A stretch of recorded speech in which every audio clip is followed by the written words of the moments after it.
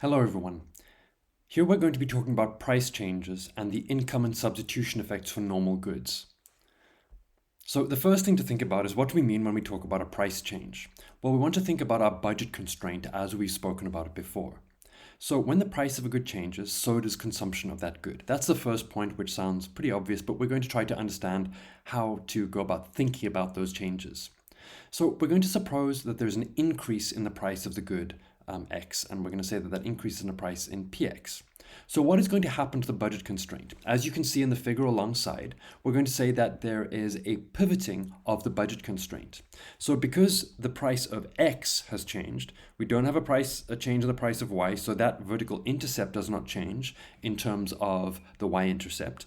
But what we do see is there is a change in the slope. Why? You might remember that the line is equal to Y equals m over py minus px over py times x. So if px goes up, what does that mean? It means that the slope becomes steeper. That means that it pivots inwards. So now we're going to have to think to ourselves, what happens to the amount of the good that Harriet is going to consume? So the price of good X is increased. So what is going to happen to the amounts of good X and maybe also good Y that she consumes as a consequence of the increase in the price of good X? Well, that's what we're going to try to answer here. So in order to find the answer to that question, we have to include her indifference curves. Now here, Harriet has Cobb-Douglas utility. And so because she has Cobb-Douglas utility functions, that means that we're going to see her indifference curves being shaped the way that they are. Her original tangency occurs at point A. So point A is the original consumption bundle where she consumes XA and YA.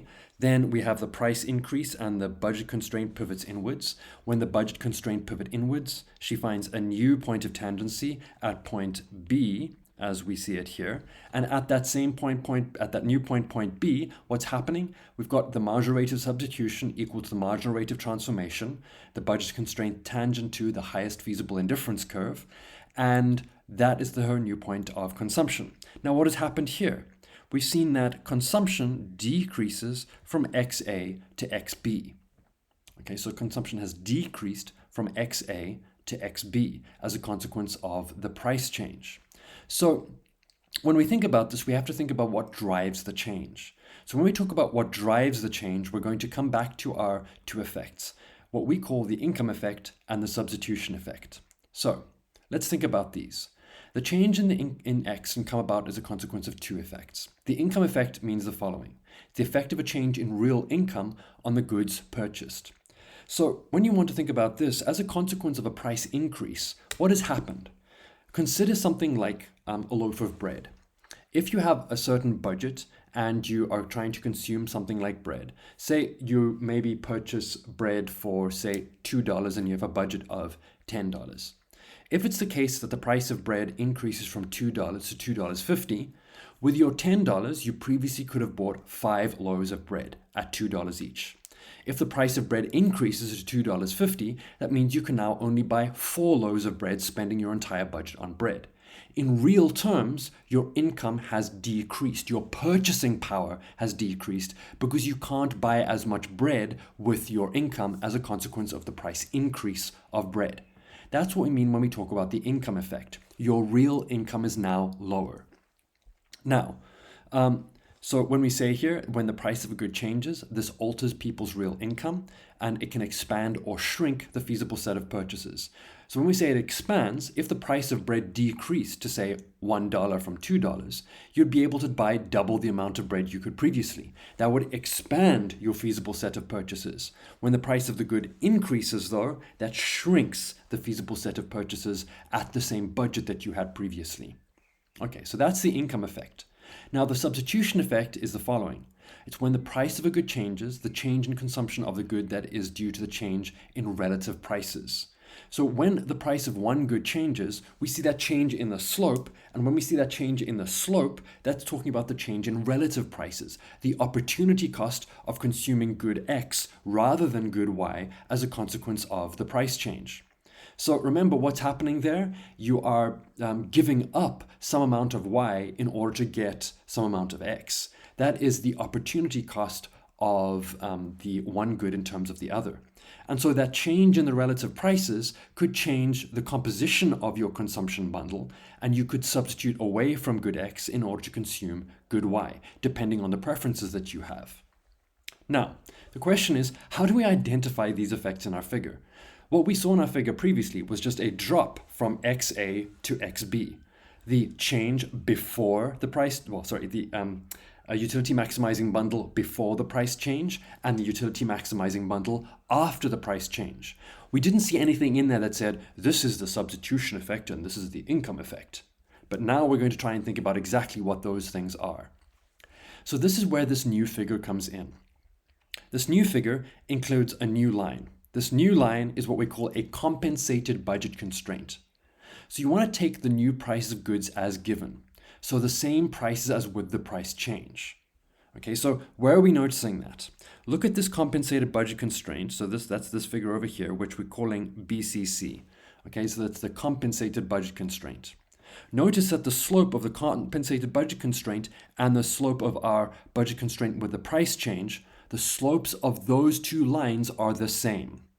Okay, that's showing that they have the same relative prices for the two lines. Okay, that's the first thing, same relative prices. But then what happens? You hypothetically give the person just enough money, a compensation, to purchase a bundle on their original indifference curve. So notice what's happened here. We've got the budget constraint with the price change. We've got a shift of the budget constraint, which corresponds to a change in income. And we say, okay, let's look at what happens with this budget constraint when it is tangent to the original indifference curve. And so that point of tangency says it's basically like an equilibrium. It's a point where MRS would be equal to MRT with these new prices, but on the original indifference curve. Okay, so that's what that is saying here. Compensate the person, give them enough money to take them back to their original level of utility. So what we've seen here, give them enough money, take them back to their original level of utility, but the prices, the relative prices have remained constant. So what we're trying to understand is what level of income would achieve the same as the original level of utility for that person. Okay, so keeping that in mind, we can now identify the two effects. How do we identify those two effects? Well, this point of tangency at point C is going to help us get a sense of what these effects are. So let's look at the next figure. What we've done here is in this figure, we've labeled the two effects as differences in the consumption of X between XA and XC and XC and XB. So the total effect is the amount of the change between X from XA to XB. So when we look at XA to XB, what do we see there? That is the total change. So the difference between XA and XC measures the substitution effect. The difference between XB and XC measures the income effect. So the substitution effect can be measured through a movement along the indifference curve. So we've moved along the indifference curve from point A to point C, and we've got a change in the consumption of X along that indifference curve. So what is that saying? It's the amount of the change that is attributable to the difference in the relative prices. So it's what you would do to substitute away from consumption of X towards the good Y when prices change. Now, the difference between XB and XC measures the income effect. It shows the effect of a change in your real income on your consumption of the good. So when we've looked at the difference between XB and XC, those differences in the consumption of X, that is our income effect. Okay, so the difference between XA and XB, what's that? That's the total effect of the price change. And that's equal to the sum of the two changes of the income effect and the substitution effect. So let's think about this a little further. Harriet starts off at point A with the bundle XAYA, and her initial budget constraint is BCA. That's this one over here. Then what happens? The increase in price of good X causes the budget constraint to pivot. It pivots inwards. The feasible set is smaller due to higher prices. So you've got a shrinked feasible set. Now let's diagnose the effects, the total income and substitution effects. What do? The total effect is the movement from A to B. Okay, so xb minus xa, that is less than 0. Okay, so xb minus xa, that's less than 0. That's a negative amount. We've reduced consumption. Okay, so price change results in a reduction in consumption. So the total amount of X that you're consuming after the price change is lower than the amount that you consumed before the price change.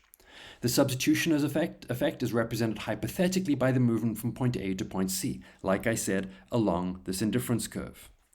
Then what do we see with that?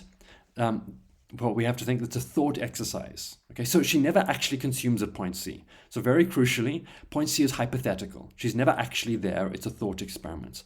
It's what she would consume if her budget had also been increased by just enough so she could remain on that indifference curve. Okay, that's what would get us to point C hypothetically. So the substitution effect is xc minus xa. So xc minus xa. We see here a negative substitution effect then. So she's substituting away from x towards y. Now the income effect is the total effect minus the substitution effect. And what we see there, xb minus xc, that difference, that is also a negative difference. There is a negative income effect. So the price of the good has increased, it reduces your real income, and so there's a negative effect on consumption of X as a result. So there are a couple different things that are resulting here. We see a substitution effect, a movement away from X towards Y, but then there's an income effect, which also reduces your consumption of X and your consumption of Y because your real income has decreased. Now, what you will have noticed here is that YB has remained equal to YA. So the amount of Y consumed on net has remained the same. Now, just to comment on this, that is a model-specific result. So the fact that the change in the price of coffee doesn't change the level of data Y that you consume is specific to Cobb-Douglas utility. It's not a general rule.